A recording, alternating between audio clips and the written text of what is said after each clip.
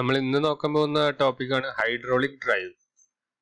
നമ്മൾ പറഞ്ഞു quick return mechanism നമ്മൾ പറഞ്ഞപ്പോൾ അതിൽ ക്വിക്ക് റിട്ടേൺ മെക്കാനിസം പോസിബിൾ ആക്കാൻ വേണ്ടിയിട്ട് മെക്കാനിക്കലായിട്ടും അതുപോലെ തന്നെ ഹൈഡ്രോളിക് ആയിട്ടും മെക്കാനിസംസ് ഉണ്ട്.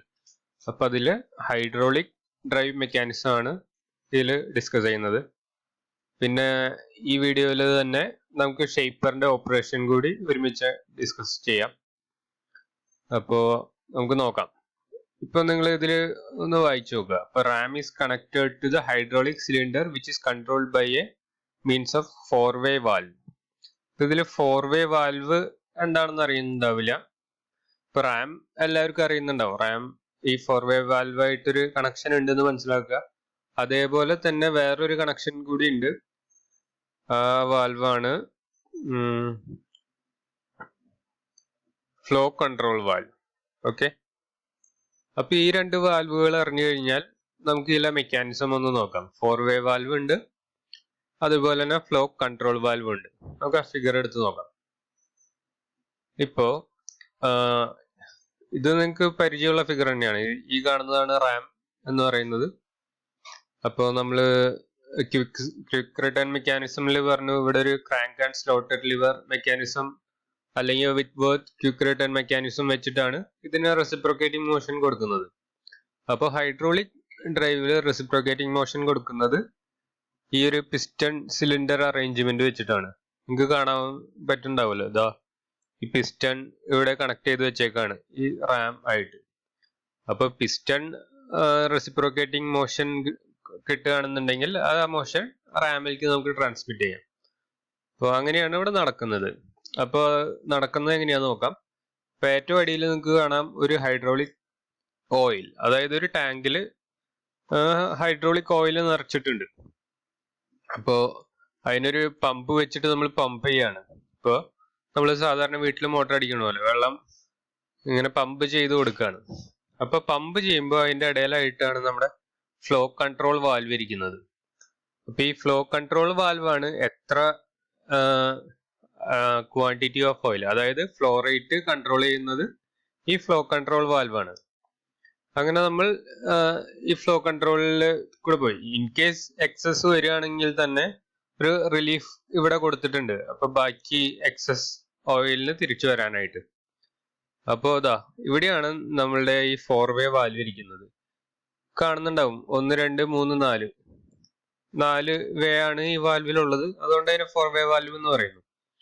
അപ്പോ ഇത് കൺട്രോൾ ചെയ്തോളും ഏത് വെള്ളം അല്ല ഓയില് എപ്പോ ഏതിൽ കൂടെ പോകണം എന്നുള്ള കൺട്രോൾ ഈ വാൽവിന്റെ ഉള്ളില് വാൽവ് നടത്തുന്നതാണ്. ഇപ്പോ നമുക്ക് ഇതിന്റെ ഫങ്ഷൻ പറയാന്നുണ്ടെങ്കിൽ ഇപ്പൊ ഇതാ ഇവിടുന്ന് പമ്പ് ചെയ്തു, അതുപോലെ തന്നെ എത്ര ഫ്ലോ വേണമെന്ന് കൺട്രോൾ ചെയ്തു, അത്രയും ഓയിൽ ഇതിൽ കൂടെ പോകുന്നു. നമുക്ക് ആദ്യം ഫോർവേഡ് സ്ട്രോക്ക് ആണ് വേണം എന്നുണ്ടെങ്കിൽ ഈ ഒരു വേയിൽ കൂടെ പോയിട്ട് നമുക്ക് എന്താ വെള്ളം ഇതിലെ വന്നതിനും പുഷ് ചെയ്യാണ്. അപ്പൊ പുഷ് ചെയ്യുമ്പോൾ പിസ്റ്റൺ അങ്ങോട്ട് മൂവ് ചെയ്യാൻ തുടങ്ങും ഈ ഡയറക്ഷനിൽ. അപ്പൊ നമുക്കൊരു ഫോർവേഡ് സ്ട്രോക്ക് കിട്ടും. ഓക്കെ, അങ്ങനെ ഇവിടെ എത്തി കഴിയുമ്പോൾ നമുക്ക് വെള്ളം പമ്പ് ചെയ്യുന്ന അടുത്ത വെള്ളമല്ല ഓയിലാണ്. ഇപ്പൊ ഞാൻ ഹൈഡ്രോളിക് എന്ന് പറയുമ്പോൾ എൻ്റെ വായിൽ വെള്ളം എന്ന് വരുന്നതാണ്. അപ്പൊ ഓയിൽ പമ്പ് ചെയ്യുമ്പോൾ ഈ വെയിൽ കൂടിയാണ് നമ്മൾ പോവുക. ഓക്കെ, അപ്പൊ ഇപ്പൊ ഓൾമോസ്റ്റ് പിസ്റ്റൺ ഈ ഒരു എൻഡിൽ എത്തിയിട്ടുണ്ടായിരിക്കും ഫോർവേഡ് സ്ട്രോക്ക് കഴിയുമ്പോൾ. അപ്പോൾ ഇതിലെ വെള്ളം പിന്നെ പമ്പ് ചെയ്യുമ്പോൾ അത് നേരെ റിവേഴ്സ് പോകാൻ തുടങ്ങും. ഓക്കെ, അപ്പൊ ഇവിടുത്തെ വെള്ളം നമുക്ക് നേരെ ഈ വെയിൽ കൂടെ വന്നിട്ട് നമുക്ക് ടാങ്കിൽ തന്നെ കളക്ട് ചെയ്യാൻ പറ്റും. അപ്പൊ അങ്ങനെ അപ്പോ ഈ ഒരു പ്രോസസ്സിലാണ് റിട്ടേൺ സ്ട്രോക്ക് നടക്കുന്നത്. ഓക്കെ, ഇപ്പൊ നമുക്ക് ഓരോ ഓവറോൾ ഐഡിയ കിട്ടിയിട്ടുണ്ടായിരിക്കും. പിന്നെ നമ്മൾ സംസാരിച്ചു വരുന്നത് ക്വിക്ക് റിട്ടേൺ മെക്കാനിസത്തിനെ പറ്റിയിട്ടാണ്. അപ്പൊ അതായത് റിട്ടേൺ സ്ട്രോക്ക് ക്വിക്കായിട്ടായിരിക്കും നടക്കുക. അപ്പൊ ഇതിൽ നിങ്ങൾക്ക് തന്നെ നോക്കിയാൽ മനസ്സിലാവും. ഇപ്പൊ ഫ്ലോ റേറ്റ് നമ്മൾ ഈക്വൽ ആയിട്ടാണ് കൊടുക്കുന്നത്. ഇപ്പോ ഈ രണ്ട് പൈപ്പിലേക്ക് നമ്മൾ കണക്ട് ചെയ്ത് കൊടുക്കുന്നുണ്ട്. ഈക്വൽ എമൗണ്ട് ഓഫ് ഓയിലാണ് നമ്മൾ കൊടുക്കുന്നത്. അതായത് ഫ്ലോ റേറ്റ് എന്ന് പറഞ്ഞാൽ ഈക്വൽ ആയിട്ടാണ് കൊടുക്കുക. അപ്പോ ഫ്ലോ റേറ്റ് ഈക്വൽ ആയിട്ട് കൊടുത്തിട്ട് എങ്ങനെയാണ് നമ്മൾ വെലോസിറ്റിയിൽ വ്യത്യാസം വരുത്താന്ന് വെച്ച് കഴിഞ്ഞാൽ നിങ്ങൾക്ക് ഇവിടെ ഈ ഒരു ഏരിയ കാണുന്നുണ്ടാവും. ഇപ്പൊ പിസ്റ്റൺ ഉണ്ട്, അതുപോലെ തന്നെ നമ്മള് ഈ കണക്ടിങ് റോഡ് പോലെ ഉള്ള ഈ ഒരു ഭാഗം നിങ്ങൾ കാണുന്നുണ്ടല്ലോ, കണക്ടിങ് റോഡ്. അപ്പോൾ ആ ഒരു ഭാഗം ഇവിടെ നിൽക്കുന്ന കാരണം ഈ മൊത്തം സിലിണ്ടറിന്റെ ഉൾഭാഗം എടുത്ത് നോക്കിയാൽ അവിടുത്തെ ഏരിയ കുറവായിരിക്കും. കാരണം കുറച്ച് ഏരിയയില് ഈ കണക്ടിങ് റോഡ് ആയിരിക്കും നിൽക്കുന്നുണ്ടാവുക. ഓക്കെ, അപ്പൊ ഇവിടെയാണെങ്കിൽ കംപ്ലീറ്റ് ഫ്രീ ആണ്. അതായത് ഇവിടെ ഏരിയ കൂടുതലാണ്. ഓക്കെ, അതായത് ഇവിടെ A1 ഇട്ടോ, ഇവിടെ സപ്പോസ് A2 ഇട്ടോ. അപ്പോ ഇവിടുത്തെ ഏരിയ എന്ന് വെച്ച് കഴിഞ്ഞാൽ A1 എന്ന് പറഞ്ഞു കഴിഞ്ഞാൽ ഗ്രേറ്റർ ആണ്. ഓക്കെ, നമുക്ക് മാസ് ഫ്ലോ റേറ്റിന്റെ ഇക്വേഷൻ അറിയാം. ഫ്ലോ റേറ്റ് എന്ന് വെച്ചാൽ ഏരിയ ഇൻറ്റു വെലോസിറ്റി ആണ് നമ്മൾ ജനറലി എടുക്കാറ്. റോ AV ആണ്. അപ്പൊ റോ രണ്ട് ഭാഗത്തും കോൺസ്റ്റന്റ് ആയി കാരണം നമുക്ക് AV equal to a constant എന്നുള്ള ഇക്വേഷനിലെത്താം. അങ്ങനെ, അതായത് ഏരിയ എവിടെയാണോ കൂടുതൽ അവിടെ വെലോസിറ്റി കുറയും, അങ്ങനെയാണല്ലോ അതിന്റെ മീനിങ്. ഇപ്പൊ ഇവിടെ ഏരിയ കൂടുതലാണ്, അപ്പോൾ നമുക്ക് ചെറിയ വെലോസിറ്റിയിലെ പുഷ് ചെയ്യുള്ളൂ. അതുപോലെ തിരിച്ച് ഉള്ള സ്ട്രോക്ക് നടക്കുമ്പോൾ ഏരിയ കുറഞ്ഞു. ഏരിയ കുറയാന്ന് വെച്ചിട്ടുണ്ടെങ്കിൽ അതിനനുസരിച്ച് വെലോസിറ്റി കൂടി. അപ്പൊ അങ്ങനെയാണ് ഇതിലെ ക്വിക്ക് റിട്ടേൺ നടക്കുന്നത്. ഓക്കെ, അപ്പൊ ഇത്രയാണ് നമ്മൾ ക്വിക്ക് റിട്ടേൺ ഹൈഡ്രോളിക് മെക്കാനിസത്തിൽ പഠിക്കാനുള്ളത്. നമുക്ക് നോക്കാം. Ram is connected to the hydraulic cylinder which is controlled by means of a 4-way valve.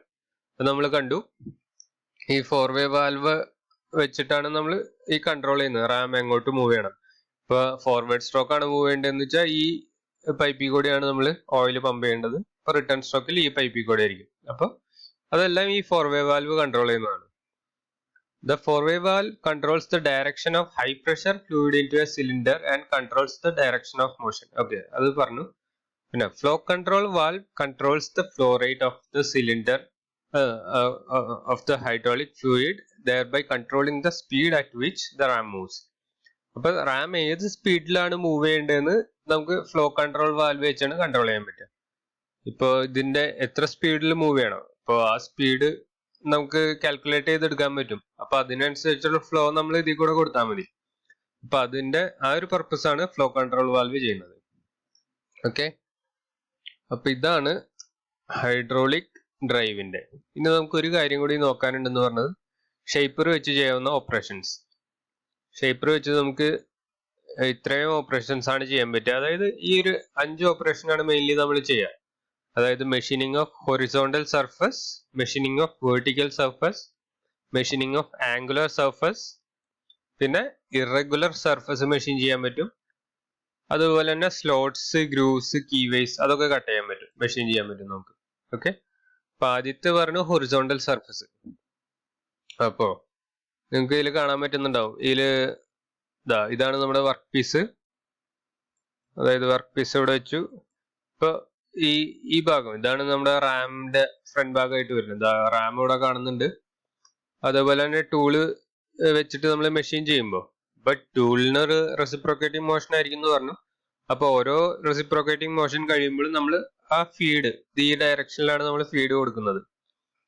അപ്പോ അങ്ങോട്ട് നീക്കി ഇവിടെ ഒരു ഇപ്പൊ ഇവിടെ നിന്ന് സ്റ്റാർട്ട് ചെയ്തു എന്ന് വെച്ചാൽ ഓരോ റെസിപ്രോക്കേറ്റിംഗ് മോഷൻ കഴിയുമ്പോഴും ഇങ്ങനെ മെഷീൻ ചെയ്ത് നമുക്ക് ഇവിടെ ഒരു ഫ്ലാറ്റ് സർഫസ് ആയിട്ട് കിട്ടും. അത് ഹൊറിസോണ്ടലി ചെയ്യുന്ന കാരണമാണ് നമ്മൾ അത് ഹൊറിസോണ്ടൽ സർഫസ് മെഷീൻ ചെയ്യാനുള്ള ഒരു ഓപ്പറേഷൻ ആയിട്ട് എടുക്കുന്നത്. But to produce flat surface on the work piece. പിന്നെ tool feed will be in horizontal direction. Okay, അതായത് ടൂൾ ഫീഡ് ഹൊറിസോണ്ടൽ ഡയറക്ഷനിലായതുകൊണ്ടാണ് അതിനെടുക്കുന്നത്. ഓക്കെ, പിന്നെ നമുക്ക് അടുത്ത ഓപ്പറേഷൻ പറയുന്നത് വെർട്ടിക്കൽ സർഫസ് നമുക്ക് മെഷീൻ ചെയ്യാൻ പറ്റും. ഓക്കെ, അപ്പൊ അതില് ടൂള് ഇപ്പൊ നമുക്ക് ഇതില് നമ്മള് പറഞ്ഞു വർക്ക് പീസ് മാത്രമാണ് അപ്പ് ആൻഡ് ഡൗൺ മൂവ്മെന്റ് ചെയ്യുക. അതേപോലെ തന്നെ ടൂളിലും അങ്ങനെ ഒരു ഫെസിലിറ്റി ഉണ്ട്. അപ്പൊ tool feed will be in vertical direction. അങ്ങനെയായിട്ട് ചെയ്യുന്നതാണ് നമ്മൾ മെഷീനിങ് ഓഫ് വെർട്ടിക്കൽ സർഫസ് എന്ന് പറയുന്നത്. അപ്പോ ഇതിൽ നിങ്ങൾക്ക് കാണുന്നുണ്ടാവും feed, direction of tool feed എന്ന് പറഞ്ഞു കഴിഞ്ഞാൽ ഈ ഒരു അടിയിലേക്കുള്ള ഡയറക്ഷനിലാണ്. ഓക്കെ, അപ്പൊ അതാണ് രണ്ടാമത്തെ ഓപ്പറേഷൻ. പിന്നെ അടുത്തതാണ് ആംഗുലാർ. നമ്മൾ പറഞ്ഞിരുന്നു ഈ ഷേപ്പറിന്റെ സ്റ്റാർട്ടിങ്ങിൽ തന്നെ ഇപ്പോ ഇത് കോമ്പൗണ്ട് റെസ്റ്റ് ഒക്കെ നമ്മൾ സെറ്റ് ചെയ്ത് വെക്കുന്ന പോലെ ഈ ടൂൾ പോസ്റ്റിന്റെ ആ ഭാഗം നമുക്ക് ഏത് ആംഗിളിലാണ് വെക്കേണ്ടതെന്ന് വെച്ചാൽ അത് അഡ്ജസ്റ്റ് ചെയ്ത് വെക്കാൻ പറ്റും. അപ്പൊ അങ്ങനെ അഡ്ജസ്റ്റ് ചെയ്ത് വെച്ച് മെഷീൻ ചെയ്യുമ്പോഴാണ് നമുക്ക് ഈ ആംഗുലർ സർഫസ് ഒക്കെ ക്രിയേറ്റ് ചെയ്യാൻ പറ്റുക. അപ്പൊ tool feed will be in incline direction. അപ്പൊ ഈ ഒരു ഇൻക്ലൈൻ ഡയറക്ഷനിലായിരിക്കും നമ്മൾ ടൂളിന്റെ ആ ഫീഡ് കൊടുക്കുക. ഓക്കെ, അങ്ങനെ. ഇപ്പൊ നിങ്ങൾ ഈ ഫിഗർ ആണ് മെയിൻലി നോക്കേണ്ടത്. ഓരോ ഇതിലിപ്പോ എല്ലാം ഈസി ഫിഗേഴ്സ് തന്നെയാണ്. അപ്പോ അത് കഴിഞ്ഞു. അപ്പൊ അത് കഴിഞ്ഞ അടുത്ത ഓപ്പറേഷൻ ആണ് machining of irregular surfaces. Irregular എന്ന് പറഞ്ഞാൽ അറിയാലോ, ഇപ്പൊ ജനറലി നമ്മൾ ഒരു കോൺവെക്സോ അല്ലെങ്കിൽ കോൺകേവ് ടൈപ്പ് സർഫസ് ഒക്കെ ക്രിയേറ്റ് ചെയ്യാനാണ്. അപ്പോ ആ ഒരു ഓപ്ഷനും ഇതിൽ പോസിബിൾ ആണ്. പക്ഷെ ഇതിന് കുറച്ച് സ്കിൽഡ് ലേബറിന്റെ ആവശ്യം ഉണ്ടാവും. നമ്മളിപ്പോ ആദ്യമായിട്ട് മെഷീൻ ചെയ്യുന്ന ഒരാൾക്ക് ചിലപ്പോൾ ഇത്ര സ്കില്ലായിട്ട് ചെയ്യാൻ പറ്റിയെന്ന് വരില്ല. എന്നിരുന്നാൽ തന്നെ അത് ചെയ്യാൻ പറ്റും, പോസിബിൾ ആയിട്ടുള്ള കാര്യമാണ്. ഇപ്പൊ ഈ ഷേപ്പർ യൂസ് ചെയ്തിട്ട് ഇപ്പൊ അറിയും ഫിഗർ ഒന്ന് വരയ്ക്കാനായിട്ട് നോക്കുക.